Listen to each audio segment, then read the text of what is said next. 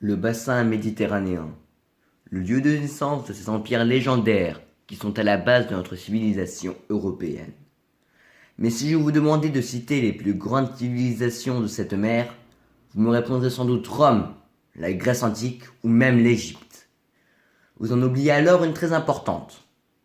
Salut à tous, c'est Neonaccio Oceano, et aujourd'hui, on va parler de la cité antique de Carthage.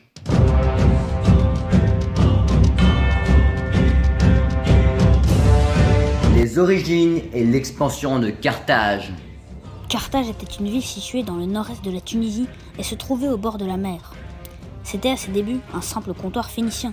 Elle occupe cependant une place particulière, à cause de son métissage avec une ethnie locale, les Berbères. Les historiens placent la fondation de la ville vers environ moins 800. La ville connaîtra ensuite une expansion fulgurante suite au déclin de la civilisation phénicienne et de Tyr. Elle s'étendra de l'Hispanie jusqu'au golfe de Syrte en possédant des territoires comme Malte, la Sardaigne, la Corse, les îles Baléares, une partie de la Sicile, le sud de l'Espagne et des petits bouts de l'Afrique septentrionale. En tant qu'excellents navigateurs, ils sont même allés en dehors de la Méditerranée pour explorer des parties de l'océan Atlantique. Ils ont établi des comptoirs commerciaux à Nantes, en Irlande, en Angleterre, sur toute la côte ouest du Maroc et même jusqu'à Sierra Leone. Ils découvraient aussi les îles Madère et Canaries. S'ils avaient pu, ils seraient même allés jusqu'en Amérique, s'ils n'avaient pas été stoppés par la mer des Sargasses. Cette mer est en effet un cauchemar pour les navigateurs, car d'innombrables algues flottant à la surface rendent la progression impossible. Avec un empire aussi grand et une telle maîtrise de la navigation, on pourrait alors se demander pourquoi cette cité n'a pas pu résister aux Romains lors des guerres puniques. Selon certains spécialistes, le problème viendrait en fait du fait que Carthage n'ait pas su créer un empire solide et structuré, et cela aurait donc favorisé son déclin. Carthage, véritable empire commercial.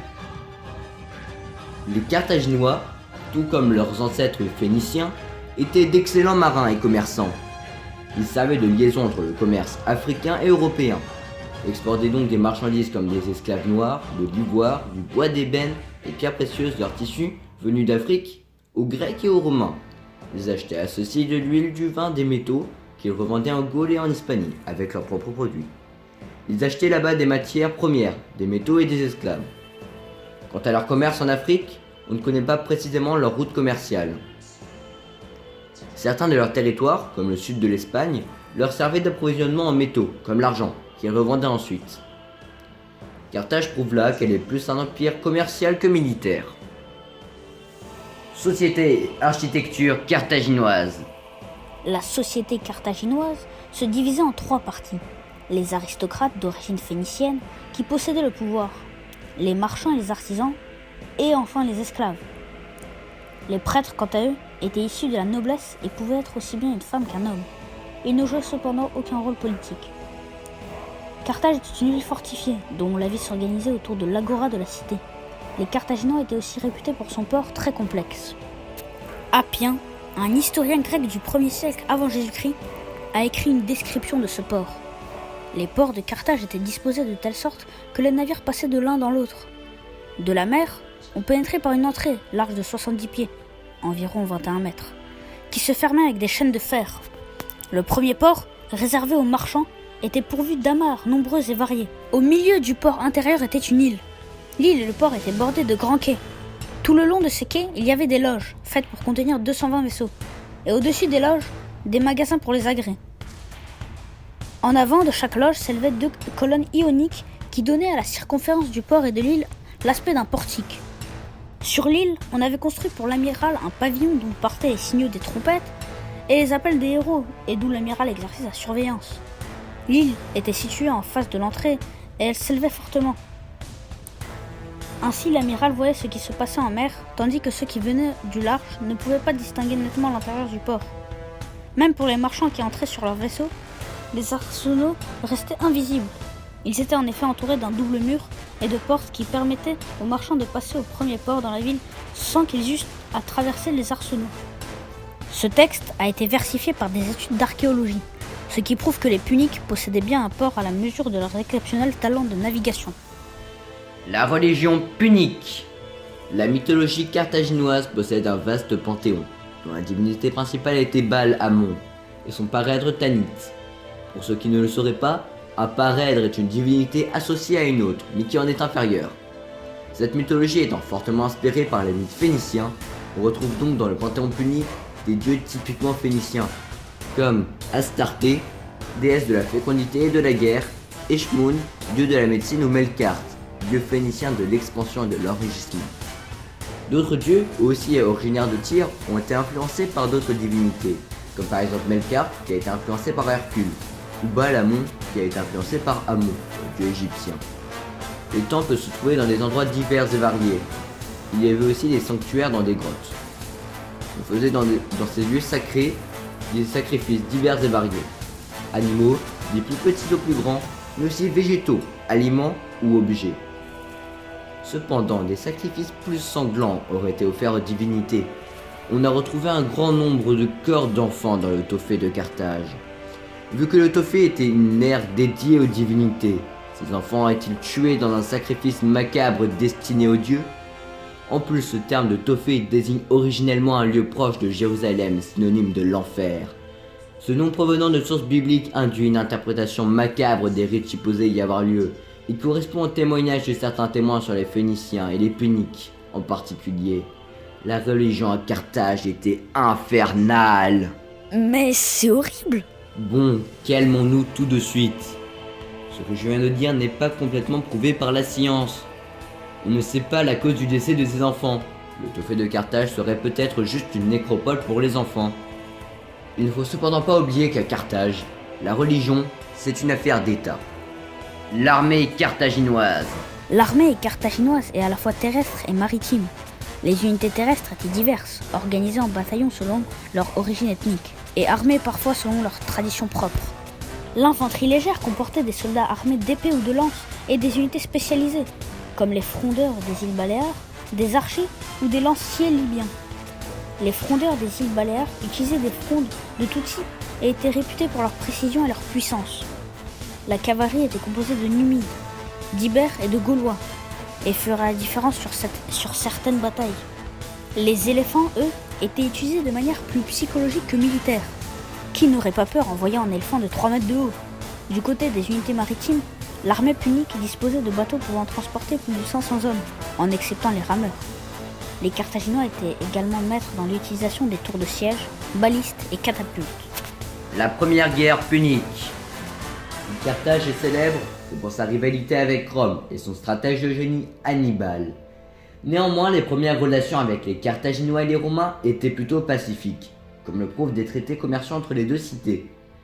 Cependant, les relations commenceront à s'envenimer lorsqu'en moins 264, les Romains débarquent en Sicile et annexent l'est de l'île. Ces nouveaux arrivants construiront alors leur première flotte militaire et pris d'un excès de confiance à la suite de diverses victoires navales, tenteront de s'en prendre directement à Carthage pour les forcer à capituler. Cependant, ils se feront monumentalement battre. La guerre durera alors encore 14 ans et se terminera en moins 241 lors d'une ultime bataille navale qui annoncera la perte des Carthaginois.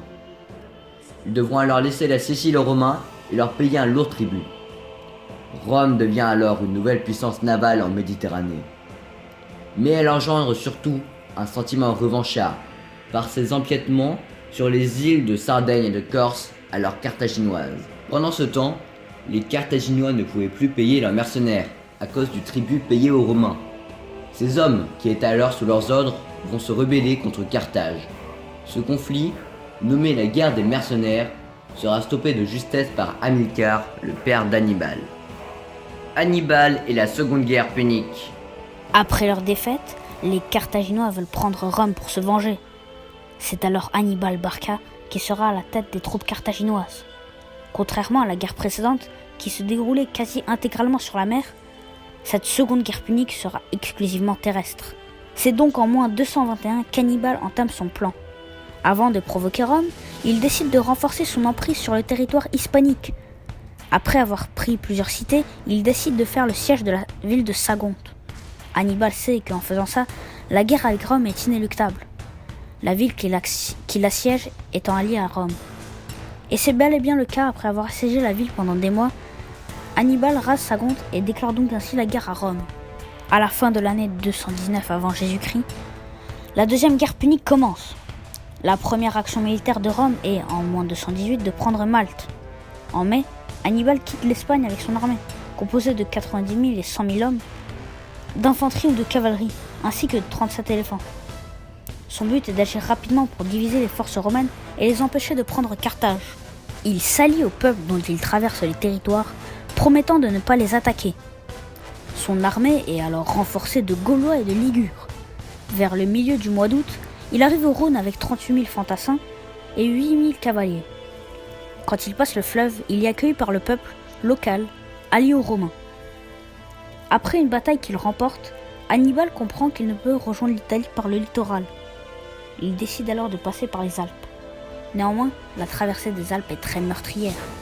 De nombreux hommes et éléphants tomberont dans les ravins, le harcèlement des autochtones et les premières neiges de l'automne n'aidant pas.